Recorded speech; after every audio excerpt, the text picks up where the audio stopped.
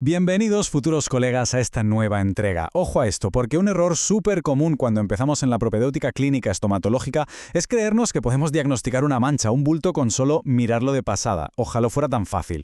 Pero no, en nuestra disciplina, la visión clínica es únicamente el punto de partida. Hoy vamos a desglosar exactamente por qué dar con un diagnóstico certero requiere muchísimo más que un vistazo rápido y cómo debemos estructurar nuestras observaciones para no fallar. Vamos a seguir esta hoja de ruta. 1. El arte del diagnóstico. 2. El examen extraoral y el protocolo de cuello. 3. El examen intraoral, su orden y metodología. 4. El lenguaje de las lesiones. Y por último, el 5. La diferenciación entre úlceras, nódulos y quistes. Básicamente vamos a viajar desde la visión macroscópica del rostro hasta los microdetalles celulares. ¡Vamos a ello! Entramos en la primera sección, el arte del diagnóstico, o lo que es lo mismo, los 3 pilares de un diagnóstico definitivo. Fijaos bien, porque la certeza diagnóstica no tiene absolutamente nada que ver con jugar a las adivinanzas. Para llegar a ella, tenemos que integrar 3 pilares inquebrantables. Primero, los datos clínicos, es decir, lo que vemos y tocamos con nuestras propias manos. Segundo, los estudios de laboratorio, que nos van a dar todo ese contexto bioquímico que no se ve a simple vista. Y tercero, cuando la cosa lo requiere, el estudio histopatológico mediante una biopsia. Y esta frase hay que grabársela a fuego. La visión clínica es solo el primer paso. Nunca, jamás, hay que quedarse con la primera impresión, porque al final del día, esa minuciosidad, ese ir un paso más allá, no solo nos hace buenos profesionales, sino que literalmente salva vidas. Pasamos a la sección 2. El examen extraoral. Vamos a ver el protocolo exacto para analizar la cabeza, el cuello y la ATM. Vale, el examen arranca en el segundo exacto en el que el paciente cruza la puerta de la clínica. Y un detalle clave, hay que sentar al paciente primero en una silla convencional. Nada de ir directos al sillón dental. ¿Por qué? Pues porque así podemos observar su marcha normal, evaluar la simetría facial y detectar cualquier aumento de volumen con una perspectiva muchísimo más natural. El secreto del éxito aquí es tener una lista mental de verificación súper estricta. Empezamos evaluando la textura del cabello, buscando posibles zonas de alopecia o hundimientos. Y la regla de oro, innegociable, la exploración siempre debe ser ordenada.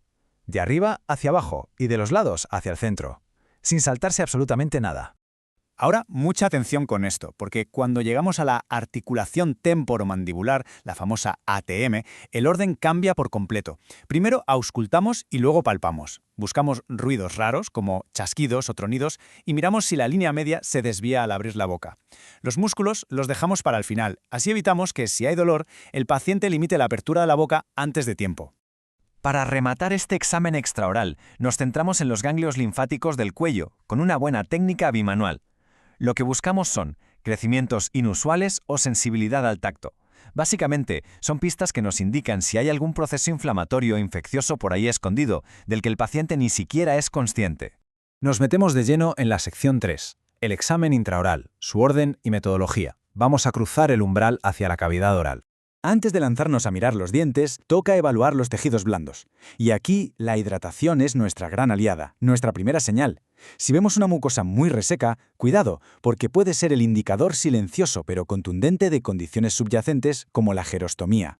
Una vez dentro, hay que seguir un orden anatómico súper estricto.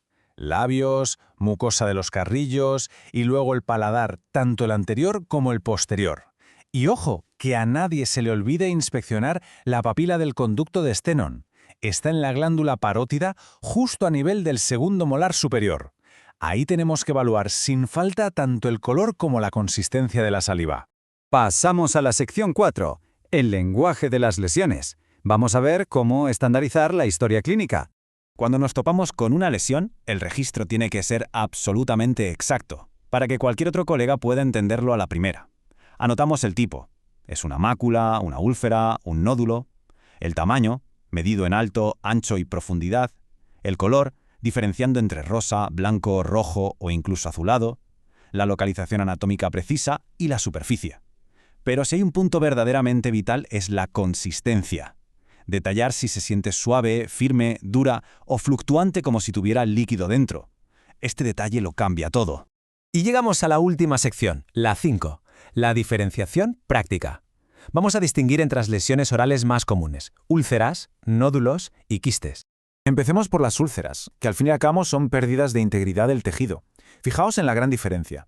Una úlcera traumática duele bastante, pero sana rápido en cuanto quitamos el agente irritante.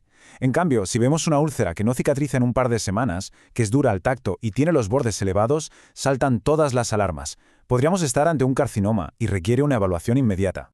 Por otro lado tenemos los nódulos, que son bultos completamente sólidos. El clásico ejemplo es el fibroma por irritación. Al palparlo notamos una masa firme, normalmente rosada y asintomática. Como suele ser producto de un trauma crónico continuado, el tratamiento es de cajón. Hay que eliminar la causa para que no vuelva a aparecer. La tercera categoría son los quistes, sacos llenos de líquido. Por poner un caso claro, el quiste apical nace de una infección interna.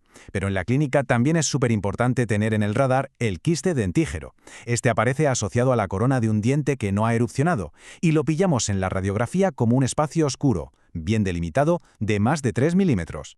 Y después de mirar, palpar y medir, llegamos a la verdad clínica definitiva, porque, seamos sinceros, ni el mejor ojo del mundo puede sustituir a un microscopio. La única forma de confirmar si ese nódulo o esa úlcera son malignos es mediante una biopsia.